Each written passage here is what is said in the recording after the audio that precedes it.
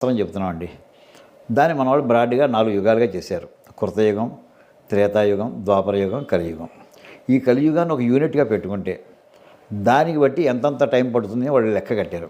మన కాలగణనంలో కలియుగం 4,32,000 సంవత్సరాలు, ద్వాపర యుగం 8,64,000 సంవత్సరాలు, త్రేతాయుగం 12,96,000 సంవత్సరాలు, కృతయుగం 17,28,000 సంవత్సరాలు.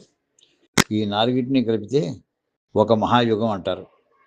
అంటే ఈ మహాయుగంలో 43,20,000 సంవత్సరాలు ఉంటాయి. అటువంటివి 71 మహాయుగాలని ఒక మన్వంతరం అంటారు. ఇటువంటివి 14 మన్వంతరాలు కలిస్తే ఒక కల్పకాలం అవుతుంది. ఒక కల్పం అని కూడా అంటారు. ఇది బ్రహ్మగారికి ఒక పగలు కానీ ఒక రాత్రి కానీ దాంతో